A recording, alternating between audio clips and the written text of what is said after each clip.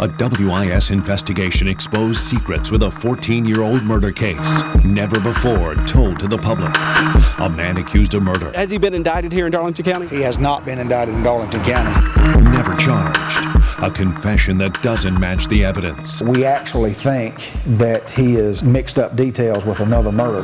The lead investigator resigns days before our investigation aired. For the first time in 14 years, a prosecutor gets his first look at the I-20 girls case file. How difficult do you believe at this point prosecuting this case may be? Till we get all the evidence in, I can't give you a true evaluation on the strength of the case. Now, 14 years later, it may be too late for justice for the I-20 girl. When you have a case that's 3 years old and has not been prosecuted yet, what we argue is the state itself had reasonable doubt. And the mother of the victims demanding answers. I'm disappointed because the people that I trusted most did not do their job. The investigation is reopened, and decades-old evidence is getting a new look. The question now, will the I-20 girl case ever get to a Darlington County jury? WIS is working to figure that out. Good evening and welcome to our WIS SC Missing Special Report. Last month we aired a series of stories about a 14-year-old missing person turned murder case in Darlington County. A woman's body was dumped at an Interstate 20 trucker rest area in the summer of 2000. For more than a decade, investigators had no idea who she was, and they did not have a single clue as to who killed her. After our investigation aired, the case was reopened and the Darlington County Sheriff's Office restructured. Now we have tracked down new information that law enforcement in South Carolina never had. Here's lead investigative reporter Jody Barr with tonight's SC Missing investigation. Well, it was almost 14 years ago that Darlington County investigators found a woman's body in the woods here at this Interstate 20 rest stop. The body was called in by a trucker, but that trucker left the scene. What investigators were left with is, as the lead investigator told me, was one of the most complicated murder cases ever investigated in Darlington County. It was a hot, steamy South Carolina summer in August 2000 when Darlington County investigators rolled into this trucker-only rest area. They were looking for a body. Deputies from 2 counties responded, working to find a body a trucker told dispatchers was lying in these woods. This fence wasn't here, so we got out of the ambulance and walked straight in.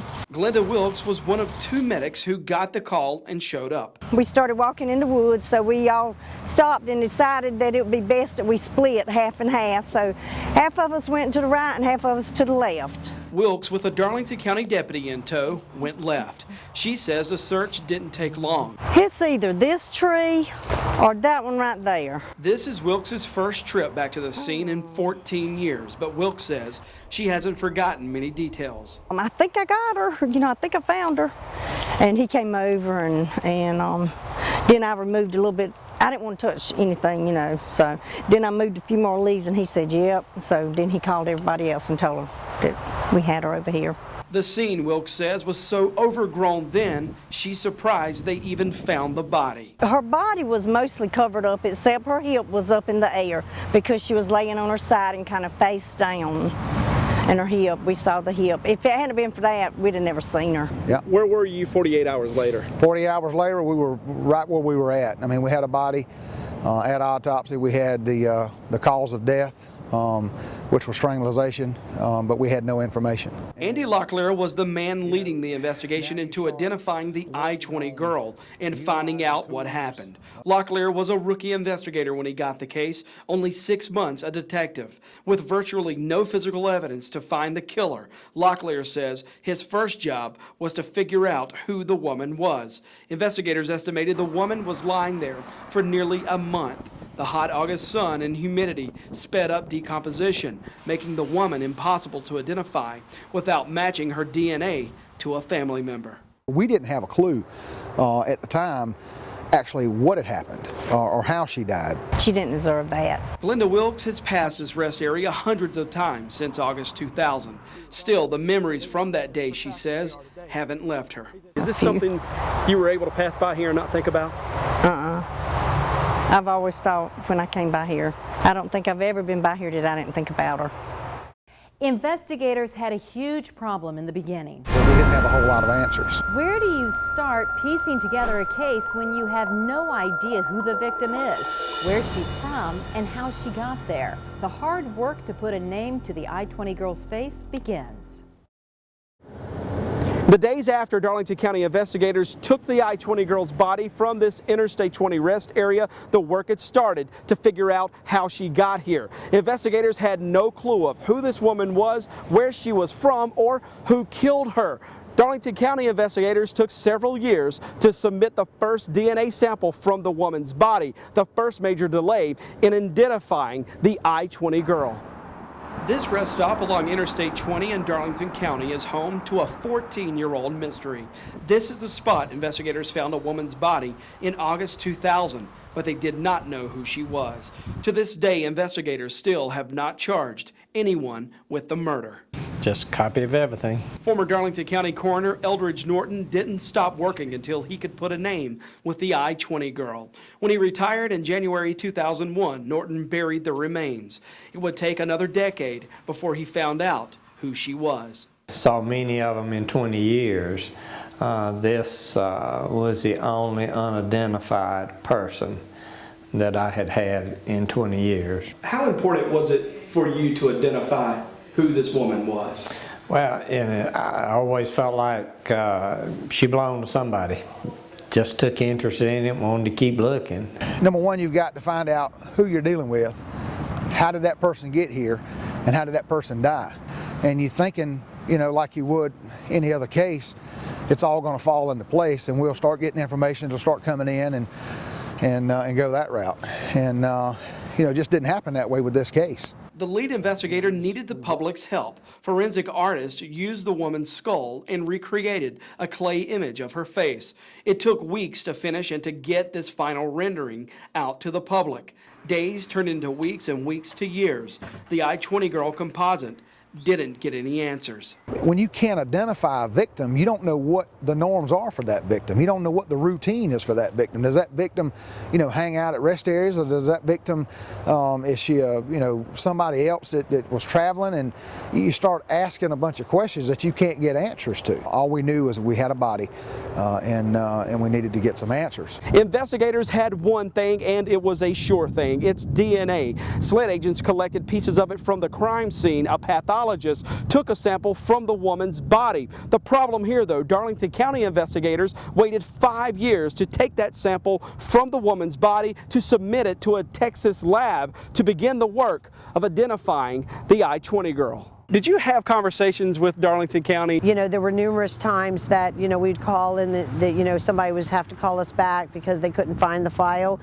And I know there was at least 2 times that I sent caseworkers down, you know, to make sure there was DNA entered. Monica Kaysen heads up the Q Center, a Wilmington-based missing persons search group. Kaysen started work on a missing persons file for a Michelle Hagedon soon after Michelle Hagedon went missing in 2000.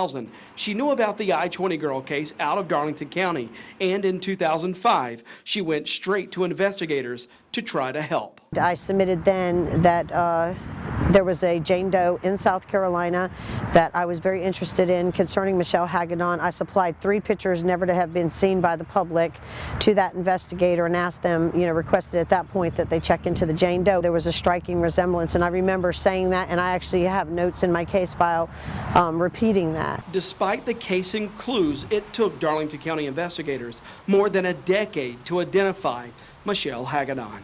Coming up after the break. Did you still believe at that time she was alive? No, in my heart, I knew she was dead. After delays in the case, investigators finally found the DNA match to identify the woman known as the I-20 girl.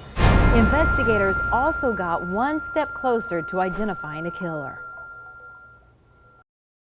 Delays in processing DNA evidence from the I-20 girl file kept Darlington County investigators from identifying this woman for 11 years. In September 2011, the Sheriff's Office announced they'd identified the I-20 girl and a man who investigators say confessed to killing her.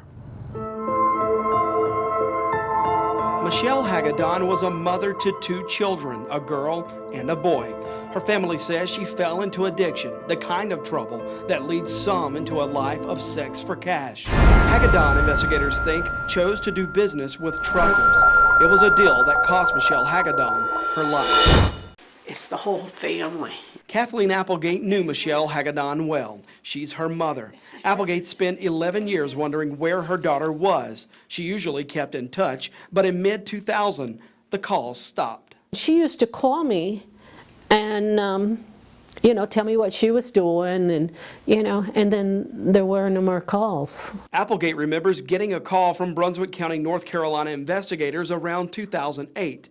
They wanted a DNA sample from her. The county was investigating her daughter's missing persons case. Investigators wanted to see if the I-20 girl was her daughter.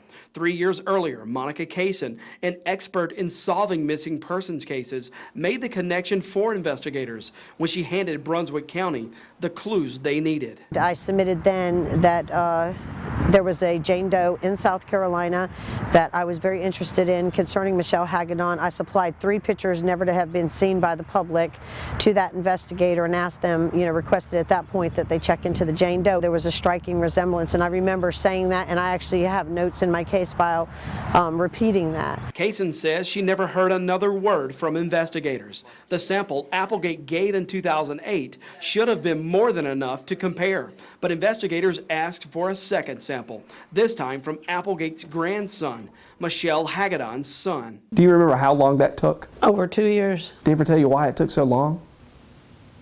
They kept it a secret the whole time. From the time they did the DNA, I never knew that they even had the results back. And I would ask, and I got no answer. With 2 samples already in, Brunswick County took a third, this time from Hagedon's sister. In 2011, investigators gathered Michelle Hagedon's family at the Darlington County Sheriff's Office to announce the family's DNA was a perfect match to Michelle Hagedon. After the break, with the I-20 girl identified, investigators announced they have the killer. I started explaining my crime scene down here, and it's like, dude, that's the same thing we have up here. So this guy could be the same guy. Investigators made a trip to a North Carolina prison to interview a former trucker. That interview ended with a confession, but it's a confession that did not match the crime scene.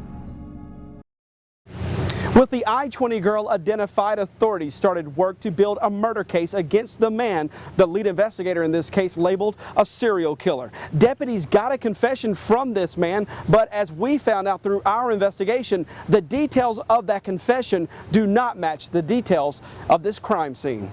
Teeny pine tree is. Former Darlington County Sheriff's Captain Andy Locklear says the I-20 girl case was the biggest of his career. His reputation was riding on this case, he says, and he needed to solve it. While talking to North Carolina investigators in 2011, Locklear says they led him to a man named John Wayne Boyer. Boyer was a trucker serving time in a North Carolina prison for killing a woman he knew and dumping her body. Boyer was also suspected in other Wilmington area murders, but detectives there admit they did not have anything to tie Boyer to them. He's like, dude, he said, it sounds just like my crime scene.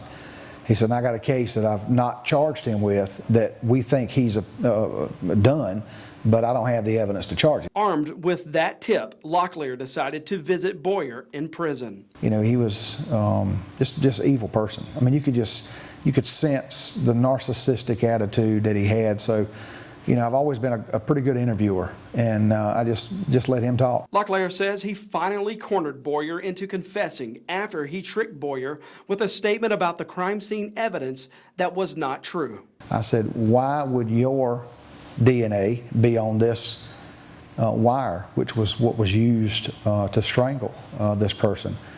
And he looked, sat back in his chair, and he actually said at first, he said, my DNA ain't on that wire because I strangled her with my shirt.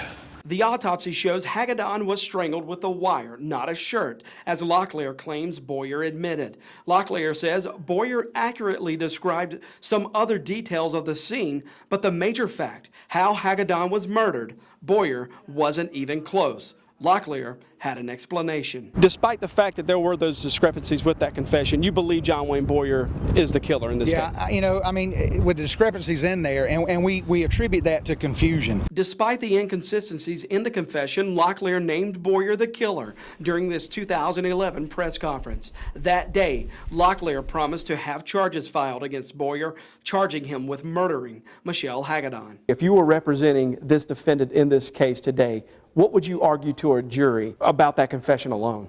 I guess the bottom line for me would be that if your testimony does not match the physical evidence of what they know, then you didn't do it. Jack Swerling is recognized across the state as a criminal defense expert. In looking at the confession and the evidence in this case, Swerling believes it could be in jeopardy. Does that pose a problem for his defense and the prosecution of this case? Yeah, I think that's an enormous burden to overcome. Nearly 3 years later, we found that Locklear never got a warrant on Boyer. That changed the next business day after we interviewed Michelle Hagedon's mother. Locklear went to a Darlington County judge claiming he had new information in the case and swore out a murder warrant on Boyer. The judge gave Locklear the warrant days before our original reports on this case aired in April. Locklear resigned a week later. Darlington County Sheriff Wayne Bird called what Locklear did a cover-up by getting the warrant ahead of our reports. To this day, John Wayne Boyer still has not been charged, and after our investigation. Like I told you the first time, we just want to seek justice and want to make sure it's done right this time. A solicitor gets his first look at the Michelle Hagedon file, and we're there as investigators meet with the lone witness in this case. With the lead investigator gone, the solicitor tells me he's assigned an assistant prosecutor to the I-20 girl case. There's also a brand new Darlington County Sheriff's investigator assigned to it too. As investigators continue their work to piece together this 14-year-old murder case, there are serious questions now about whether this case will ever make it here to a Darlington County courtroom. For the first time since naming John Wayne Boyer the killer in the Michelle Hagedon case, Darlington County investigators went to North Carolina to interview the lone witness in the case. This is video we shot 2 days ago. It's South and North Carolina investigators interviewing a man named Jonathan Threet. Threet first spoke with North Carolina investigators in 2011 after Darlington County named John Wayne Boyer the killer. Then last October. That's where she was at. Threet told us exactly what he told investigators in 2011. In 2000, he worked with Boyer at a trucking company near Wilmington. They drove together in separate trucks, hauling nails and fasteners to Texas. Threet told investigators this in 2011. Whenever we got to this point in South Carolina, the 192 mile marker, I spotted a car broke down. It was a little girl in a car. That's when Threet says he got on the CB radio to warn Boyer of the car and the girl. When I looked back in the mirror, he was putting on brakes. Threet says he went on to Texas and Boyer stopped. The next day, Jonathan Threet says, he saw Boyer again as he made his delivery. He showed up and he was wanting to go ahead of me, but he was all agitated. And I seen his forehead was sweating. Darlington County believed his story, saying it would support a murder charge against Boyer. His account of that particular time in Mr. Boyer's life was, yeah, they did stop in Dillon. He went on to Texas. Boyer stopped in Dillon, which corroborated some of that information. In the 14 years since Michelle Hagedon's murder, the solicitors never seen the file until we questioned him about it. That day, he promised he'd have the Boyer file in his office and ordered a full reinvestigation of the case. 2 days ago, we watched investigators working the case, re-interviewing Jonathan Threet inside a North Carolina diner. We've made a lot of progress. There's still some kind of loose ends we have to tie up. We're still evaluating the case, and I won't say we're on hold, but there's some stuff that evidence may have to be analyzed that we have to wait on results and stuff like that. Rogers says he'll have two choices when he's finished to decide whether there's enough evidence to charge and seek a conviction against John Wayne Boyer, or whether there's enough evidence to even charge anyone at all. From the way the case was handled so far, criminal defense expert Jack Swerling thinks it could be too late. How would you characterize the handling of this case by the investigating agency from what you know? It appears to me that it was not investigated properly. And I would focus on that investigator. I would focus on what he did and what he did not do. I would focus on the supposed confession and the incredible delay. So the detective's credibility is going to be, to me, the focus of this case. That will be a fact. Is this case in jeopardy? Unless the solicitor is able to pull together credible evidence that he knows would stand the test where some of this other evidence may not, if he can put together that kind of evidence, then he can improve the case. Rogers says he's doing everything he can to right what was done wrong in this case. The solicitor admits he's hoping it's enough. There's nothing I can do to go back and change what has happened up to this point. All I can do is, you know, from the time I got involved in the case, or our office did, move forward and proceed and do what I like doing in every case, and that's seek justice. The solicitor told me he does not have a timeline on just how long this new investigation could take. He did assure us that he's committed plenty of resources to this case to be sure the decision he ultimately makes will be the right one.